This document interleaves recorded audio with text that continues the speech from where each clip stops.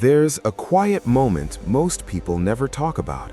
Not the moment you fail, not the moment you succeed, but the moment you sit across from someone you used to be equal with and realize you're not equal anymore. Maybe it happens at a school reunion. Maybe it's a casual phone call. Maybe it's just a photo on social media, a new car, a new house, a new life, and something shifts inside you. Not quite jealousy, not quite sadness, something harder to name, like standing at the edge of a road you were supposed to be on, watching someone else drive down it. Simon knew that feeling well. He had known it for years, but it wasn't until one cold Tuesday evening, sitting in a dim apartment, staring at his old friend's face on a magazine cover, that he finally asked himself the question he had been running from his whole life. Where did I go wrong? And the answer was not what he expected. Welcome to Endless Wisdom Tales. Stories have always shaped humanity. Long before books existed, long before screens lit up our nights, wisdom traveled through stories, told around fires, passed between generations, whispered from father to son, mother to daughter. Stories are not entertainment, they are mirrors. And on this channel, we hold up that mirror through stories about discipline, ambition, failure, growth, and the quiet decisions that shape who we become. If you're new here, take a moment and subscribe, because the stories we tell here are the kind that stay with you long after the video ends. Now, let's go back to Simon. Simon and Pele grew up on the same street, same neighborhood, same school, same broken dreams and same hungry ambitions. They were inseparable as boys, two kids who stayed up late drawing plans for the futures they were going to build. Pele wanted to own a business. Simon wanted to be an architect. They shook hands on it once under a mango tree in Simon's backyard, like it was a sacred contract. "We're gonna be something," Pele had said. Simon had believed him, but life has a way of testing belief. In their early 20s, both men moved to the city. Pele rented a tiny room above a tailor's shop and took a job sorting packages at a logistics warehouse. Simon got a junior position in a small architecture firm. Steady pay, decent hours, a career path that felt safe.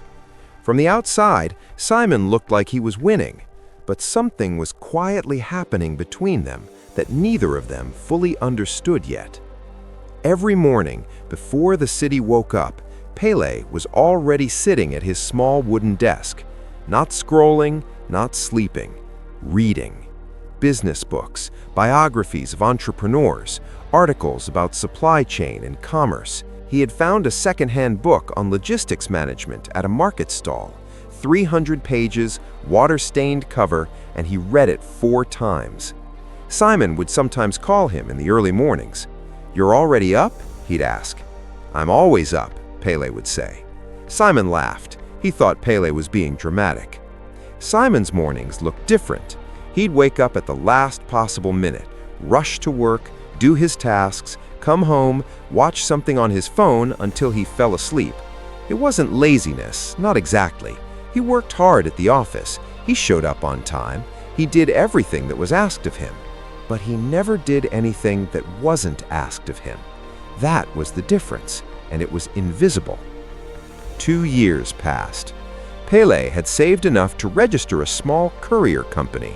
Just himself and 2 motorcycles he rented on weekdays. He handled deliveries for 3 local shops. It wasn't glamorous. His hands were always dirty. He barely slept. Simon thought it was reckless. "You're throwing away a stable income for something that might not work," he told his friend one evening. Pele nodded slowly. "And you're building a life on someone else's foundation," he said quietly. Simon didn't know what to say to that. He went home that night slightly irritated, slightly unsettled, but he pushed it aside. 5 more years passed. Pele's small courier company had grown into a regional logistics firm with 40 employees. He had made mistakes, costly ones. There were months he couldn't pay himself, There were contracts he lost. There was a partnership that nearly took everything with it, but he kept going. Not because he was fearless, because he had built a habit long ago that no one could see.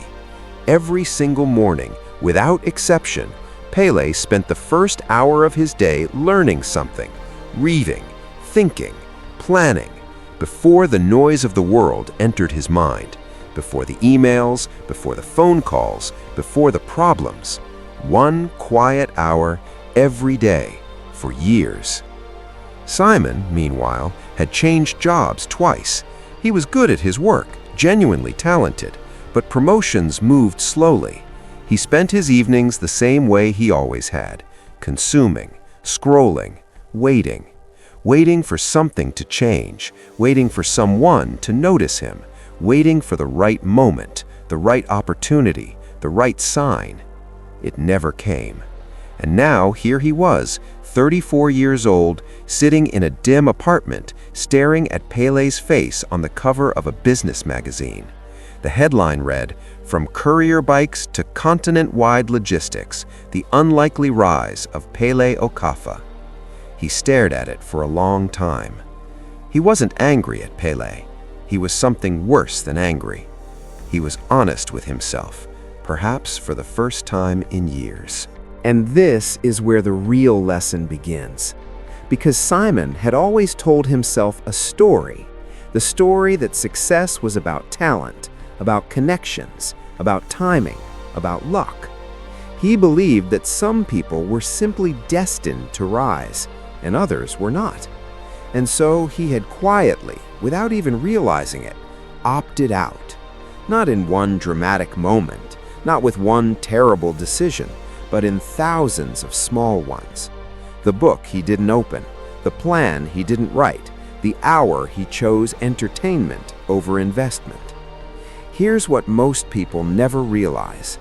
The gap between two people's lives is rarely built in one defining moment. It is built in the quiet, invisible hours. The hours before the world wakes up, the hours after the world goes to sleep. What you do with those hours, consistently, repeatedly, over years, is the single greatest predictor of where you will end up. Pele didn't become successful because he was smarter than Simon. He became successful because he had one habit that Simon didn't. He protected his mornings. He made learning non-negotiable. He showed up for himself, quietly, privately, without applause, every single day. There is a kind of discipline that the world never celebrates.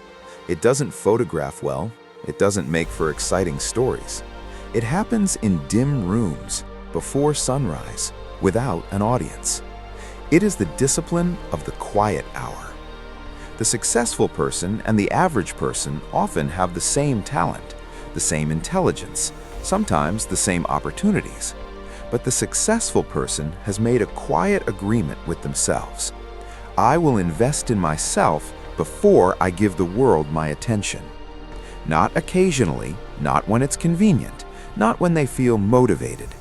Every day, even on hard days, even on tired days, even on the days when nothing seems to be working. And here is the painful truth. Motivation is a visitor. It comes and goes. Discipline is a resident. It stays. The people who wait for motivation to arrive will spend their lives waiting. The people who act without it, who sit down with the book, who open the notebook, who start the work even when they don't feel like it, these are the people who compound. Because growth compounds. Just like money in an account, small daily deposits made consistently become something extraordinary over time. 1 hour of learning each morning, 365 hours in a year. Over 5 years, 1,825 hours. That is not nothing. That is mastery, building silently in the background of an ordinary life. Simon had the same hours as Pele. He spent them differently. And this is not a judgment of Simon. It is a mirror. Because most of us are Simon. Most of us are talented. Most of us have dreams. Most of us work hard within the boundaries we've been given. But we have handed our quiet hours to distraction. We have given our mornings to social media, to sleep, to the noise of other people's lives. And then we wonder why we feel stuck. The answer is not more talent. The answer is not a better opportunity. The answer is what you do with the hours no one is watching. There is a version of your life that is possible, a version that surprises you, that exceeds your own expectations, and it lives on the other side of one quiet, consistent habit. Not a dramatic transformation, not a sudden reinvention, just 1 hour, protected, sacred, repeated. That is the quiet habit that separates the successful from the average. Not intelligence, not privilege, not luck. Discipline, practiced in private, compounded over time. Simon put the magazine down. He didn't call Pele that night. He went to his desk, a desk he hadn't sat at in months, and he opened a notebook. He didn't know exactly what he was going to write. He just knew that something had to change. Not tomorrow, not next week, tonight. Because the most dangerous lie we tell ourselves is that we still have time and that we'll start when we're ready. The truth is, you are already ready. You have always been ready. You were just waiting for someone to tell you the truth. And so here it is. The life you want is not locked behind a door you don't have the key to. It is hidden in the hours you keep giving away. It is waiting in the mornings you scroll through, in the evenings you consume instead of create, in the plans you think about but never begin. Pele did not become who he became because life was kind to him. Life was hard to Pele. He became who he became because he made one quiet decision, and he kept making it every single morning for years. And one day, the world looked up and called it success. But Pele knew the truth. It wasn't a single success. It was thousands of quiet mornings. You don't need to change everything overnight. Start with 1 hour, 1 book, 1 plan, 1 page. Protect it like it matters, because it does. Success should build you, not erase you.